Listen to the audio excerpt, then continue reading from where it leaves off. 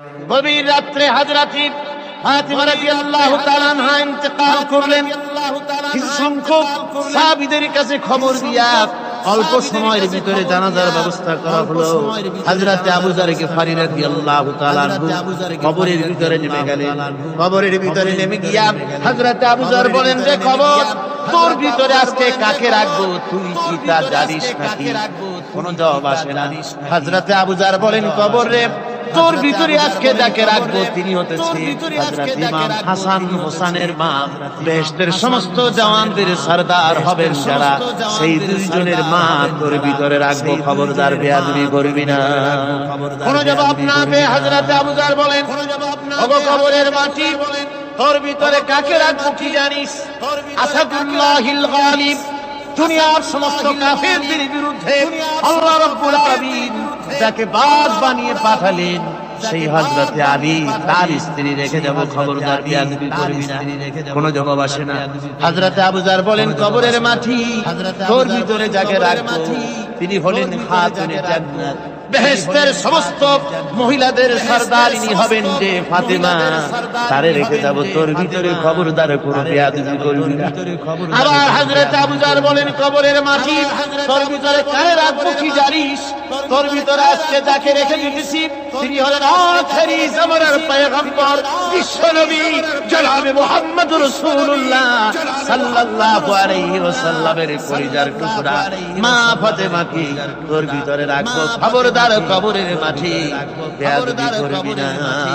কিতাবে এসেছে হযরত আবু যর গিফারী শুনতে পেলেন, আওয়াজ এলো, আওয়াজ এলো, কে যেন বলতেছে, রে আবু যর, আমি ফাতেমা কি চিনি না, হাসান হোসেনের মা কি চিনি না, আলীর স্ত্রী চিনি না, রাসূলের মেয়ে মা ফাতেমা কি চিনি না।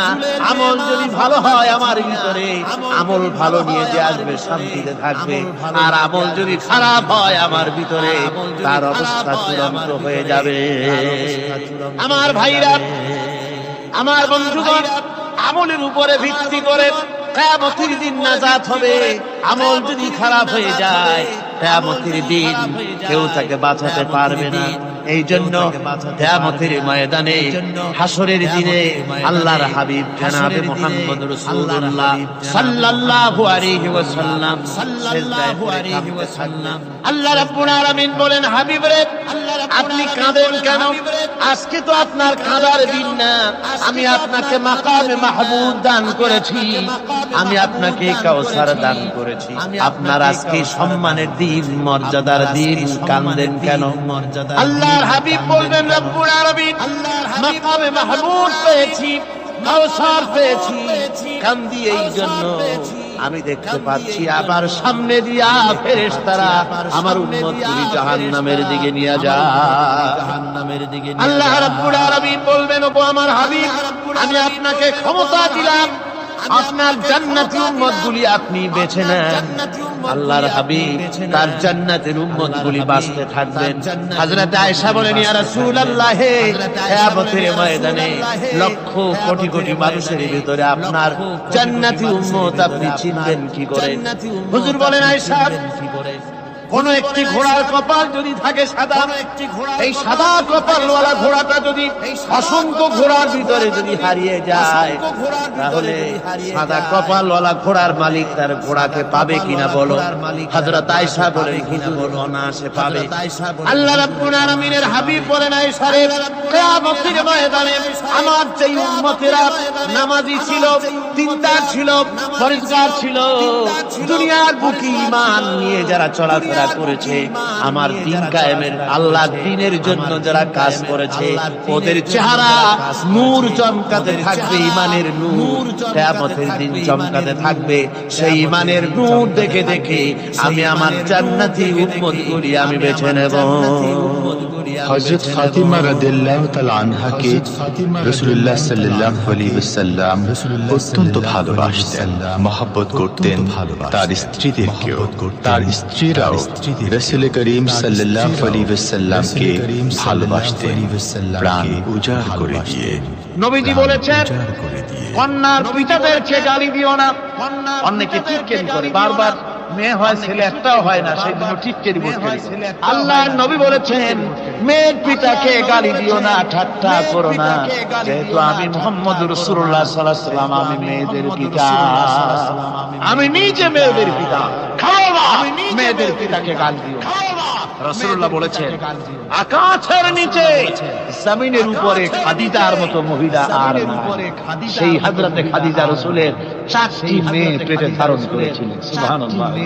মেয়ের প্রতি রাসূলুল্লাহ যথেষ্ট মহব্বত, মেয়েকে খুব ভালোবাসতেন হুজুর সাল্লাল্লাহু আলাইহি ওয়াসাল্লাম। হুজুরের কলিজার টুকরা ছিলেন মা ফাতিমা রাদিয়াল্লাহু তাআলা আনহা।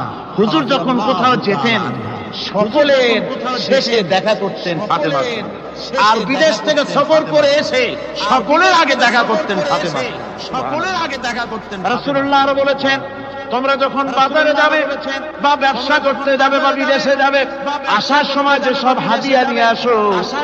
আমরা যখন বাইরে যাই, বাজারে যাই, কিছু হাদিয়া আনি না, জামা কাপড় চকলেট ইত্যাদি আমরা আনি। রাসূলুল্লাহ বলেছেন হাদিয়াগুলি তোমরা যারা বিদেশে যাও, বাজারে যাও, হাদিয়া আনবে, আর এনে ঘরের মধ্যে ঢুকে তা শুরু করবে মেয়েকে দিয়ে। প্রথমে দেবে মেয়েকে। সুবহানাল্লাহ। প্রথমে দেবে মেয়ে। মেয়ের মর্যাদা ইসলামে সব চাইতে বেশি। কোন যুগে যে যুগে মেয়ে হলে পরেই মাটির নিচে ফেলে রাখতো, আছাড় মেরে মেরে ফেলে দিত, যে আইয়ে যামবিন কুতিলা, কোন অপরাধে তাদেরকে হত্যা করা হলো। আল্লাহ পাক কোরআনে কারীমের মধ্যে বলেছেন তাদের অপরাধ আর কিছু না, তারা নারী, এই জন্য তাদেরকে মেরে ফেলা হতো। রাসূলুল্লাহ তাদের ইজ্জত দিলেন। সুবহানাল্লাহ। রাসূলুল্লাহ সম্মান দিলেন, ইজ্জত দিলেন, সম্মান দিলেন, কন্যা হিসাবে নারীর এই মর্যাদা। ফাতেমাকে রাসূল এত ভালোবাসতেন, ইন্তেকালের সময় হযরত ফাতেমা কাঁদতে কাঁদতে বেহুশ হয়ে যাওয়ার উপক্রম হয়ে রাসূলুল্লাহ হযরত ফাতেমাকে ইশারা দিলেন। হযরত ফাতেমা তার কান নিয়ে রাসূলুল্লাহর মুখের কাছে লাগায় দিলেন। আল্লাহ নবী কি যেন বললেন কানে কানে, হযরত ফাতেমার কান্না বন্ধ হয়ে গেল। হযরত আয়েশা বলেন মা রাসূলুল্লাহ তোমার কানে কানে কি বলল আর তোমার কান্না বন্ধ হয়ে গেল? হযরত ফাতেমা বলেন ইয়া আম্মা জান, আমার আব্বা আমার কানে কানে বলল মা ফাতেমা তুই কাঁদিস না, তোর কান্না আমার বরদাস্ত হয় না, তোমাকে কাঁদতে হবে না। আমি তোমাকে সুসংবাদ দিয়ে দিতেছি, আমি মরে যাওয়ার পর সর্বপ্রথম তোমার সাথে আমার দেখা হবে।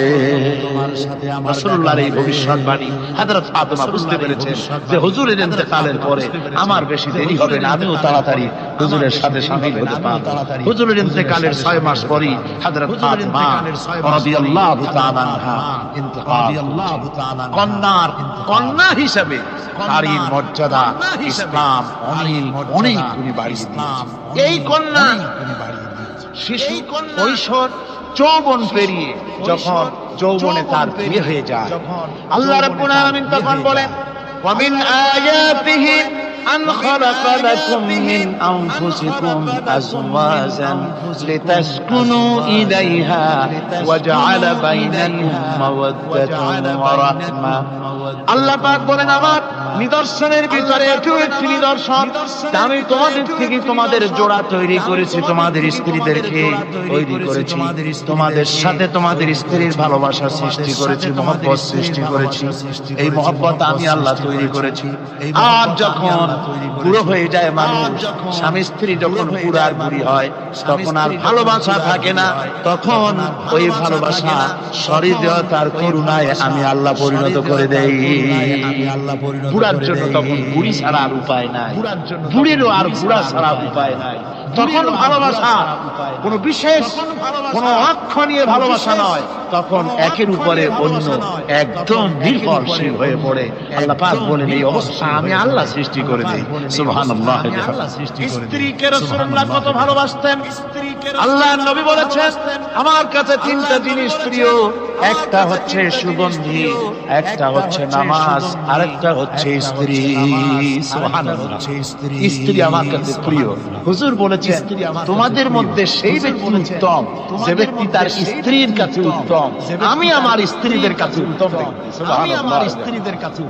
রাসূলুল্লাহ স্ত্রীকে কত ভালোবাসতেন, বিশ্বনবী কত ভালোবাসতেন। রাজনৈতিক কর্মকাণ্ড চালাচ্ছেন, যুদ্ধের দামামা বাজতেছে, চতুর্দিকে কত অশান্তি, সবকিছু চলছে, স্ত্রীর হক আদায় করতে ভুলে যাননি। রাতের বেলায় হযরত আয়েশার বয়স কম, তাকে নিয়ে রাসূলুল্লাহ একটু সুযোগ পেয়েছে, বলছেন আয়েশা সব তো ঘুমিয়ে, চলো আমরা একটু দৌড়াই। ওই যে দূরে একটা জিনিস দেখা যায়, দৌড় দাও দেখি কি আগে যায়। দুজনে দৌড় প্রতিযোগিতা করলেন। দৌড় প্রতিযোগিতায় হযরত আয়েশা ফার্স্ট প্রতিযোগিতায়, হুজুর পিছনে। হযরত আয়েশা খুব আনন্দ করলেন যে আপনি কিন্তু আমার সাথে দৌড়ে পারলেন। পরবর্তী কিছু কাল যাওয়ার পর হযরত আয়েশা বলেন, হুজুর আজকে আবার বললেন যে চলো আয়েশা একটু দৌড়াই। হযরত আয়েশা বলছেন যে সেদিনের তুলনায় আমার শরীর একটু আমি মুটিয়ে গেছি, শরীরটি স্থূল হয়ে গেছে। আমি আজকে দৌড়ালাম কিন্তু পারলাম না, রাসূল আগে চলে গেলেন। আমি হাঁপাতে হাঁপাতে যখন হুজুরের কাছে চলে গেছি, হুজুর তখন মুস্কি হেসে আমাকে বললেন, আয়েশা ওই সেই দিনের জবাব আজকে দিয়া দিলাম। সুবহানাল্লাহ, সুবহানাল্লাহ বিহামদিহি। বিশ্ব নবী কত বড় আদর্শ, বিশ্ব মানবতার আদর্শ। তিনি বলেছেন কিয়ামতের ময়দানে, রাসূলুল্লাহ বলেছেন তোমরা যেমন পড়বে তোমার স্ত্রীদেরকে তেমন পড়াবে, তোমরা যেমন খাবে তোমার স্ত্রীদেরকে তেমন খাওয়াবে। স্ট্যান্ডার্ড মেইনটেইন করবে। তুমি ভালো দামের কাপড় পরবে, স্ত্রীকে খারাপ দিবে তা নয়। অধিকার দুজনেরই সমান, স্বামী এবং স্ত্রী সমান অধিকার। কিন্তু আমরা তা বুঝতে পারি না, বুঝতে চাই না। আমরা অনেকে মনে করেছি বিয়ে যখন করছি তখন আমি তো নওয়াবজাদা রাসূলুল্লাহ খান, আর বউ তো কেনা দাস না। সে কিন্তু দাসী না, তার মর্যাদা আছে, তার সম্মান, তার সম্মান আপনাকে দিতে হবে। রাসূলুল্লাহ দিতে হবে, আপনাকেও দিতে হবে। রান্না বান্না হতে দেরি হয়, কত গালাগালি শুনতে হয় নারী। আল্লাহর নবীর স্ত্রী হযরত আয়েশা বলেছেন, আল্লাহর নবী কাজ করে, মানুষের সঙ্গে কথা বলে, রাষ্ট্রীয় দায়িত্ব পালন করে, ঘরের ভিতরে এসে যখন দেখেছেন রান্না হতে দেরি আছে, রাসূলুল্লাহ বিরক্ত হন নাই, ভ্রু কুঞ্চিত করেন নাই, চোখ মোটা করেন নাই, আমাকে কোনো কথা শোনান নাই, বরং আমার কাছে বসে রান্নায় আমাকে সহযোগিতা করেছেন। সুবহানাল্লাহ। এই হলো আল্লাহর রাসূল, এই হলো বিশ্ব নবী। স্ত্রীর সঙ্গে কি বিশ্ব নবী, স্ত্রীর সঙ্গে হুজুর মহব্বত করতেন স্ত্রীদেরকে। রাসূলুল্লাহর ঘরে দৌলত ছিল না, কিন্তু মহব্বত দিয়ে ভরা ছিল ঘরটা। হুজুরের ঘরে ফ্রিজ নাই, এসি নাই, হুজুরের ঘরে কার্পেট নাই, হুজুরের ঘরের মধ্যে চাদর নাই, তোশক নাই, বড় বড় কম্বল নাই, আরামের কোন জিনিস নাই, মডার্ন ইকুইপমেন্টস কিছু নাই, কিন্তু মহব্বত দিয়ে ঘরটা ভরা। কিন্তু হযরত আয়েশা বলেছেন, আমি পানি পান করে, যখন আমি পানি পান করে গ্লাস রেখে দিতাম, আল্লাহর নবী তখন গ্লাসের সেই জায়গায় ঠোঁট লাগাতেন যেখানে আমি ঠোঁট লাগায়া পানি পান করেছি। আমি গোশত চিবোতাম, রাসূলুল্লাহ আমার হাত থেকে গোশত টুকরা দিয়া সেই জায়গায় চিবোতেন যেখানে আমি চিবুয়েছি। সুবহানাল্লাহ। আমার ভাইরা, রাসূল তার স্ত্রীদেরকে মহব্বত করতেন, রাসূল তার স্ত্রীরাও রাসূলকে মহব্বত করতেন দারুণ ভাবে। একবার হযরত আয়েশা সিদ্দিকা রাদিয়াল্লাহু তাআলা আনহা হুজুরকে গোসল করাতে ছিলেন, মাথার উপরে পানি ঢালতেছেন, হুজুর একটা চোখের উপরে বা একটা তক্তার উপরে বসা আছে। গোসলের পানির ভিতরে রাসূলুল্লাহ দেখতে পেলেন রক্তের মতো কি যেন প্রবাহিত হয়ে যাচ্ছে। হুজুর জিজ্ঞেস করেন, আয়েশা রে, পানির ভিতরে রক্তের মতো কি দেখা যায়? হযরত আয়েশা বলেন, হুজুর আপনি যখন বসেছিলেন অসতর্ক মুহূর্তে তক্তার নিচে আমার একটা আঙ্গুল পড়েছিল পায়ে, আঙ্গুলটা ফেটে বোধহয় রক্ত বেরোতেছে। রাসূলুল্লাহ তাড়াতাড়ি করে উঠলেন আর ওই আঙ্গুলকে ব্যান্ডেজ করে দিলেন। রাসূলুল্লাহ বললেন, আয়েশা রে, আঙ্গুল ফেটে গেছে, একটু আহাহু পর্যন্ত করলে না, এতক্ষণ তুমি কষ্ট করলে কেন? হযরত আয়েশা বলেন, ইয়া রাসূলুল্লাহ, ওটা তো একটা পায়ের আঙ্গুল। আয়েশার কলিজাটা ফেটে যদি রক্ত বেরোতো রাসূলুল্লাহকে উঠতে বলতে আমি পারতাম না। কি মহব্বত রাসূলের সাথে। হযরত আয়েশা বলেন, হুজুর সাল্লাল্লাহু আলাইহি ওয়াসাল্লাম স্ত্রীদেরকে এত ভালোবাসতেন। আমাদের ঘরে গোশত টোস্ত তেমন রান্না বান্না খুব কম হতো। গোশত রান্না হবে কি, মাসের পর মাস চলে গেছে রাসূলের বাড়িতে। হুজুর স্ত্রীরা বলেছেন, আমাদের ঘরে চুলে আগুন জ্বলে নাই, একটু শুকনা রুটি, একটু শুকনা খেজুর আর একটু পানি খেয়ে আমাদের জীবন চলেছে। এরকমের অবস্থা হয়েছে। তারপরে এই অবস্থা চলেছে। এর মধ্যে যদি কখনো একটু গোশত আসছে, হুজুর যখন ছাগল টাগল ইচ্ছে ছাগল দুম্বা জবাও করেছে, এই দুম্বার গোশত নিয়ে ছাগলের গোশত নিয়ে রাসূলুল্লাহ নিজে বেরোতেন। হযরত খাদিজার বান্ধবী কোথায় আছে খুঁজে ওই বান্ধবীর কাছে গোশত পৌঁছে দিয়ে আসতে। হযরত আয়েশা বলে, একদিন আমার ঘুম ভেঙে গেল, দেখি হুজুর আমার কাছে নেই, গেলেন কোথায়? খুঁজতে খুঁজতে যায় দেখি মসজিদে নববীর ভিতরে হুজুর হাত তুলে বসে আছেন, মুনাজাত করতেছেন। আমি পেছনে গিয়ে আমি শুনতে পাচ্ছি নবীজি দোয়া করছেন, রব্বুল আলামিন কিয়ামতের ময়দানে যেদিন সন্তান তার পিতাকে ভুলে যাবে, মা তার সন্তানকে হারায় ফেলবে, ওই কঠিন হাসরের ময়দানে আমি যেন আমার খাদিজাকে হারাইয়া না যাই। মুনাজাতের শেষে হযরত আয়েশা বলেন, ইয়া রাসূলুল্লাহ, খাদিজার কথা আপনার এত কেন বারবার মনে পড়ে? একটা বুড়িরে বিয়ে করেছিলেন 25 বছর বয়সের সময়, 40 বছর বুড়ি, তার কথা কেন এত মহব্বত আপনার মনে পড়ে? তার থেকে যুবতী মেয়ে, সুন্দরী মেয়েকে আপনার স্ত্রী হিসেবে আপনি পান নাই। হুজুর বলেন, আয়েশা রে, খাদিজা সম্পর্কে এমন কথা তুমি আর বলো না।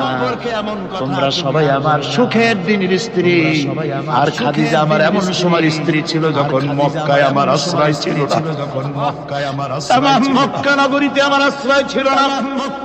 খাদিজার সঞ্চিত সমস্ত ধনরাশি ইসলাম কবুল করার পর দুহাতে খাদিজা বিতরণ করে দিয়েছে।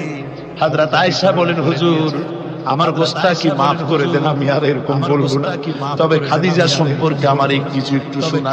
হুজুর বলেন, আয়েশা রে শোনো, গভীর রাত যত রাত হোক না কেন, ইসলামের দাওয়াত দিয়ে দিয়ে গভীর রাত্রে আমি যখন বাসায় ফিরেছি, ঘরে এসেছি, দরজায় একটা মাত্র ডাক দিয়েছি, খাদিজা, অমনি দরজা খুলে গেছে। আমি জিজ্ঞেস করেছি, খাদিজা রে, যত রাত্রে আসলাম, যতবার আসলাম, একটা ডাকের বেশি লাগলো না, তুমি কি ঘুমাও না? হযরতে খাদিজা বলেছেন, ইয়া রাসূলুল্লাহ, আমার মনের ভিতরে ভয় থাকে, আল্লাহর রাসূল দ্বীনের খেদমতে বাইরে আছেন, আমি যদি আরামে বিছানায় ঘুমায় থাকি আর নবীজি দরজার কাছে দাঁড়ায় আমারে ডাকাডাকি করবে, উঠতে যদি দেরি হয়ে যায় নবীজির সঙ্গে বেয়াদবি হয়ে যাবে, এই মনে করে আপনি না আসা পর্যন্ত দরজার সাথে পিঠ লাগাই আমি দাঁড়াইয়া দাঁড়াইয়া ঘুমাই। আমার ভাইরা, হযরতে খাদিজার ইজ্জত স্বয়ং আল্লাহ দিয়েছেন। হাদিস শরীফে এসেছে, রাসূলুল্লাহ জাবালে নূরে বসে, গারে হেরার ভিতরে বসা, হযরতে জিবরাইল রাসূলুল্লাহর সঙ্গে কথা বলতেছেন। একটু পরে হযরতে জিবরাইল বলেন, ইয়া রাসূলুল্লাহ, আমি আর এখানে বসবো না, আমি এখন চলছি। আমি দেখতে পাচ্ছি খাদিজা আসতেছে আপনার জন্য খাবার নিয়ে। খাদিজা যখন আপনার কাছে পৌঁছে যাবে, আপনি খাদিজাকে শোনায় দিবেন আল্লাহ রাব্বুল আলামিন খাদিজাকে সালাম জানাইছে। রাসূলুল্লাহর কাছে হযরতে খাদিজা যখন আসলেন, হুজুর বললেন, খাদিজা, আজকে তোমার জন্য দারুণ সুখবর। বলে কি? বলে আল্লাহ পাক জিবরাইল কেমন উঠে গেল আমার কাছ থেকে, জিবরাইল বলে গেল আল্লাহ তোমাকে সালাম বলেছে। হযরত খাদিজা কেঁদে ফেললেন, বললেন, ইয়া রাসূলুল্লাহ, আমার নারী জন্ম সার্থক, আল্লাহ আমাকে সালাম বলেছে। এর জবাব কেমনে দিতে হয় হুজুর আমি তো জানি না, আপনি আমার পক্ষ থেকে আল্লাহর সালাম কিভাবে দেওয়া লাগে আপনি দিয়ে দিন, আমি তো বুঝি না কেমনে আল্লাহর সালামের জবাব। হুজুর বললেন, খাদিজা, শুধু আল্লাহ নয়, জিবরাইলও তোমাকে সালাম বলে গেছে। হযরতে খাদিজা বললেন, হযরত জিবরাইলকে আমার সালামের জবাব দাও, ওয়ালাইকুম সালাম বলে। হযরত খাদিজার এই মর্যাদা ছিল। আমার ভাইরা, রাসূল পাক সাল্লাল্লাহু আলাইহি ওয়াসাল্লাম এভাবে মহব্বত করেছেন স্ত্রীদেরকে। সুতরাং স্বামী স্ত্রীর মহব্বত আল্লাহ জান্নাতি নিয়ামত। কি নিয়ামত? জান্নাতি নিয়ামত। যে ঘরের মধ্যে স্বামী স্ত্রীর মধ্যে মিল মহব্বত আছে, এটা বেহেশতের মতো, আর যেখানে মিল মহব্বত নাই, এটা জাহান্নাম। ঠিক কি?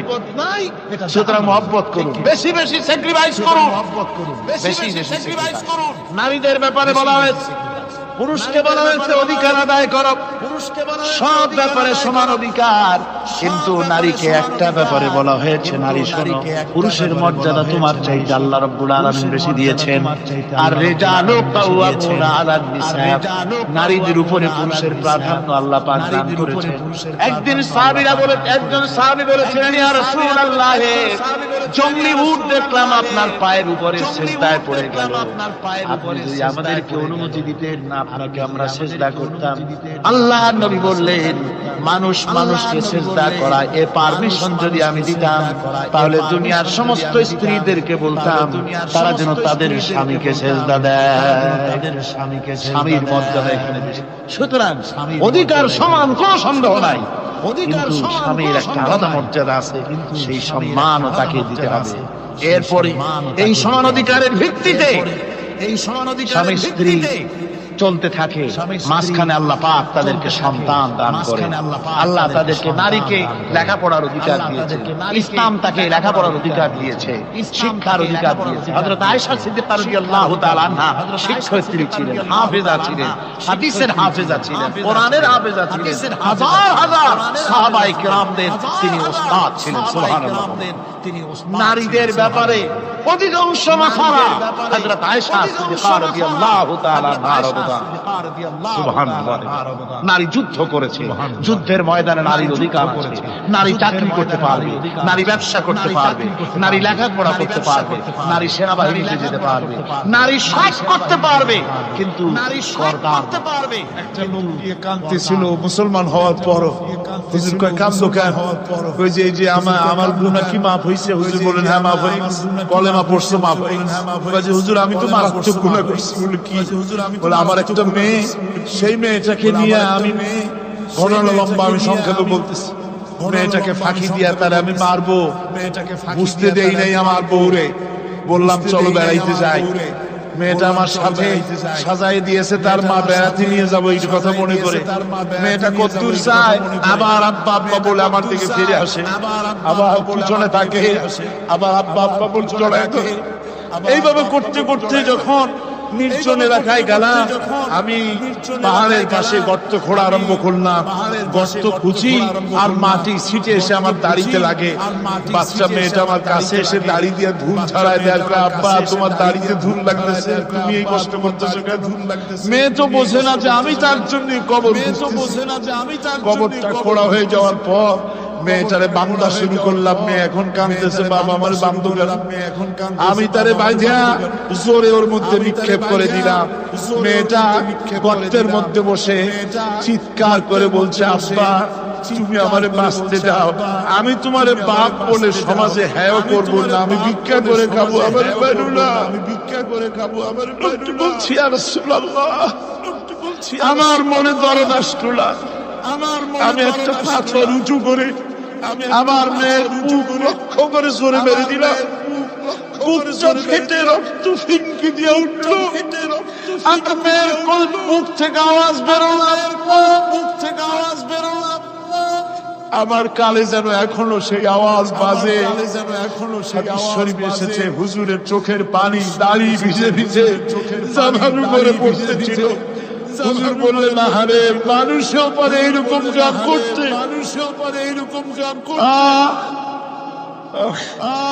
পৃথিবীতে নারীর যখন কোনো সম্মান ছিল না, নারীর যখন কোনো মর্যাদা ছিল না, সেই সময় আমার রাসূল, সেই সময় আমার বিশ্বনবী নারীদেরকে সম্মানের হাত ধরে গর্তের ভিতর থেকে উঠাইয়া রানীর সিংহাসনে বসায় দিবে।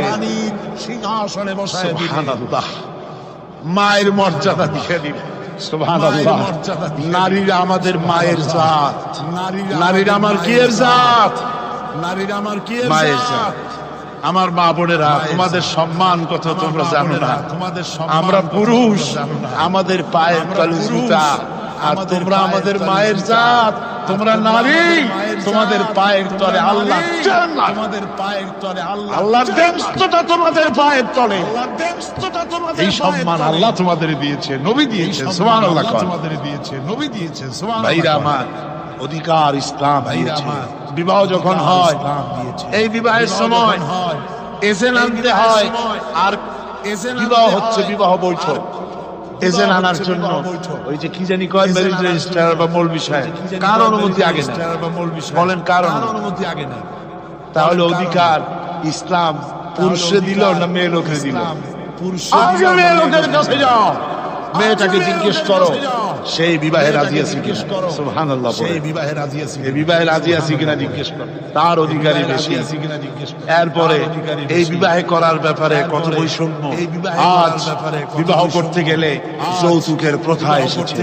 রাসূলুল্লাহ যৌতুক দিয়েছিলেন, ওটা যৌতুক না, ওটা উপহার, ওটা হাদিয়া। রাসূলুল্লাহ তোহফা দিয়েছিলেন হুজুরের জামাই, সুবহানাল্লাহ, কি জামাই, এক জামাই তো জিন্নুরাইন, যাকে ফেরেশতারা পর্যন্ত লজ্জা করত যারে দেখে, হযরত উসমান রাদিয়াল্লাহু তাআলা আনহু।